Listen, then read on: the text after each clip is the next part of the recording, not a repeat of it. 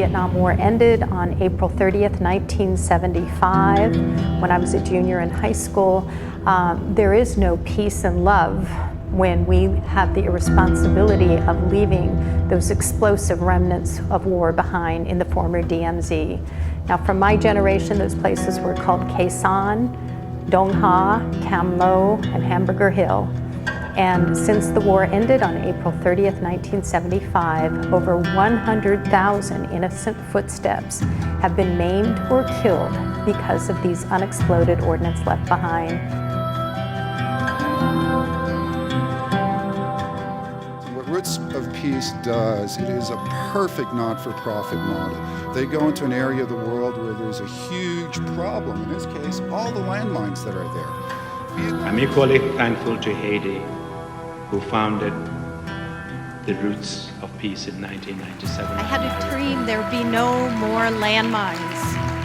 That children can kick a soccer ball out of bounds and not lose a limb.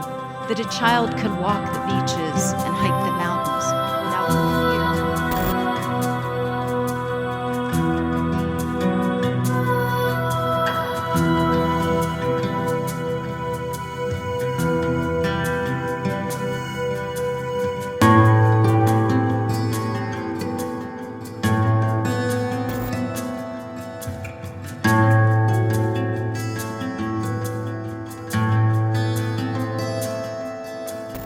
I looked at her and I said, "You are the architect of peace."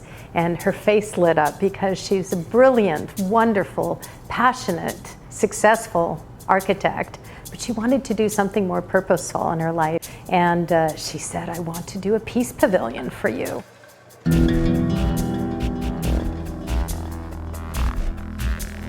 Earth, water, fire, air, and ether.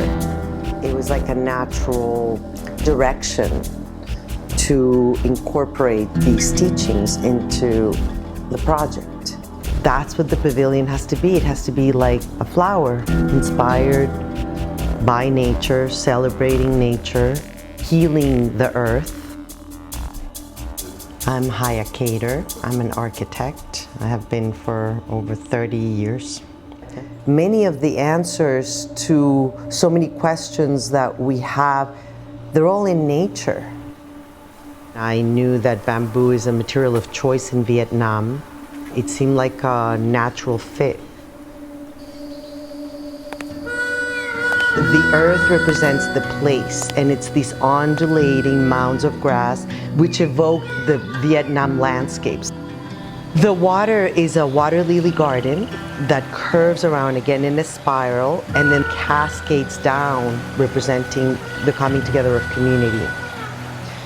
The fire is the purpose. We did a spiraling landscape of butterfly attracting flowers because the butterfly is always evocative of peace.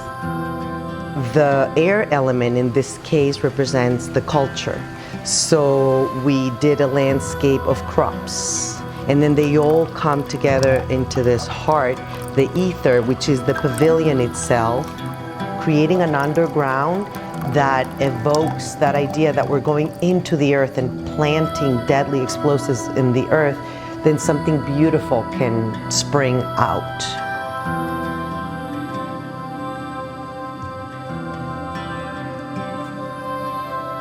We're looking at Khe Sanh, where many of the veterans come back to pay homage to the Vietnam War and the final chapters of their life, want some healing and forgiveness. Well, this peace pagoda that Haya has designed, I think can be just such a testament to the world of the guns of war being transformed to this pavilion of peace.